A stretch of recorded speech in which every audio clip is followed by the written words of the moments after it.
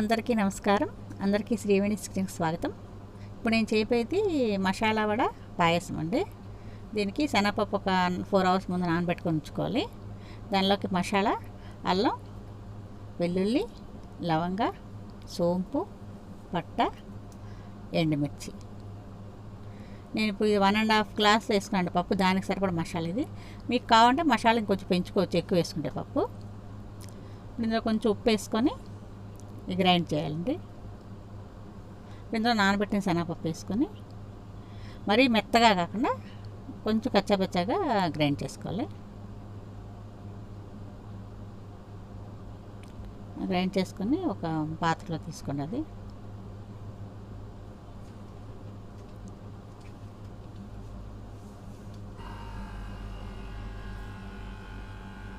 ఇప్పుడు stove on చేసి కళాయి పెట్టుకొని ఆయిల్ పోసుకోండి. డీప్ ఫ్రైకి సరిపడా ఆయిల్ వేసుకోవాలి.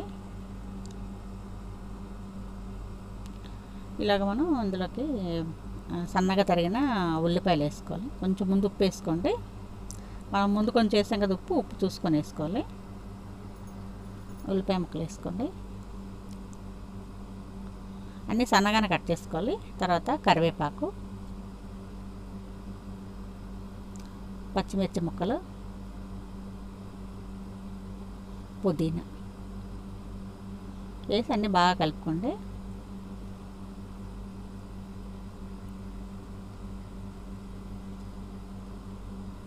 ఇప్పుడు కొంచెం ఇంగువ వేసుకోవాలి. ఎప్పుడైనా సరే పప్పులతో వంటలు చేసినప్పుడు కొంచెం ఇంగువ వేయండి, గ్యాస్ అమ్మకుండా ఉంటుంది. ఆయిల్ మరిగిపోయింది. ఇప్పుడు చేతిలో తీసుకొని మీకు సన్నగా కాకుండా సన్నగా తట్టుకోండి, లేదంటే కొంచెం లావుగా తట్టుకోవచ్చు. స్టవ్ ఎప్పుడు మీడియం ఫ్లేమ్లో ఉంచుకోండి, మాడిపోకుండా. వాటర్ నెమ్మదిగా వేగాలి. ఇలా మధ్య మధ్య తిరగేస్తూ వడలు కొంచెం ఎర్రగా వేపుకోండి. వడ రెడీ అయిపోయింది.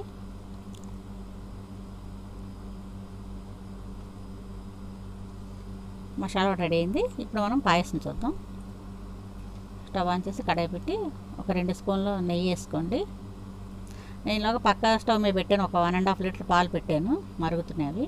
ఇవి 1 కప్పు సేమియా వేసుకొని స్టవ్ మీడియం ఫ్లేమ్లో పెట్టుకొని నెమ్మదిగా వేయించుకోవాలి. కొంచెం ఎర్రగా అవ్వాలి సేమియా. అలాగే ఒక సగ్గుబియ్యం కూడా ఒక 2 అవర్స్ ముందే నానబెట్టుకున్నాను, ఒక 1/2 కప్పు సగ్గుబియ్యం. ఈ వేయించిన సేమియా కప్పులో తీసుకొని ఇప్పుడు మరిగించిన పాలనే కదా, అవి ఇందులో పోసుకోండి. ఫాస్ట్గా 5 మినిట్స్లో అయిపోద్ది అంతా. చాలా రుచిగా ఉంటుంది పాయసం.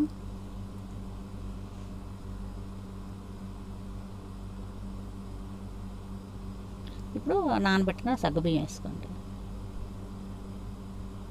సగ్గుబియ్యం ఒంటికి చాలా మంచిది. బాడీని బాగా కూల్ చేస్తే, మనకు బాగా బాడీ హీట్ అయినప్పుడు మీరు సగ్గుజావ కాసుకొని తాగినా కూడా వెంటనే బాడీ కూల్ అవుతుంది. ఇప్పుడు వేయించి సేమియా కూడా వేసుకోండి.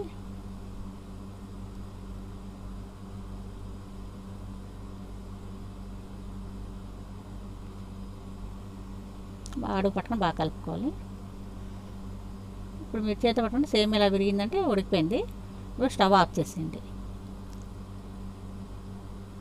ఒక 5 మినిట్స్ అలా ఉంచండి దాన్ని. ఈలోగా మీరు పక్క స్టవ్లో చిన్న కళాయి పెట్టుకొని దాంట్లో నెయ్యి వేసుకోండి. ఒక 3 టేబుల్ స్పూన్ నెయ్యి వేసుకోండి. అందులో డ్రై ఫ్రూట్స్ వేయించుకుందాం. జీడిపప్పు, కిస్మిస్ ఎప్పుడు కడిగి వేసుకోండి, ఎందుకంటే దాంట్లో డస్ట్ ఉంటుంది చాలా. ఇప్పుడు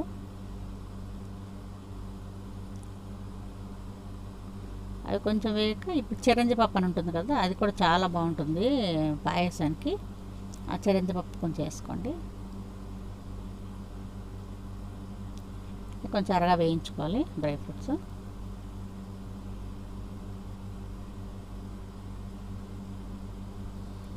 ఇలాగా మనం పాయసం చల్లారిన కదా కొంచెం. ఇప్పుడు మనం షుగర్ వేసుకోవాలి ఇందులో, ఎందుకంటే పంచదార లేట్గా వేసుకోవాలి. మీరు మరుగుతుండగా వేసుకుని ఒకసారి పాలు విరిగిపోతుంటాయి. మీరు ఇలా స్టవ్ ఆఫ్ చేసి ఒక 5 మినిట్స్ ఆగి చేశారంటే పాలు విరగవండి. పంచదార అంతా కరిగిపోయాక అప్పుడు స్టవ్ ఆన్ చేయాలి మనం. మళ్ళీ వేళ్ళు వేయగానే పంచదార తొందరగా కరిగిపోతుంది.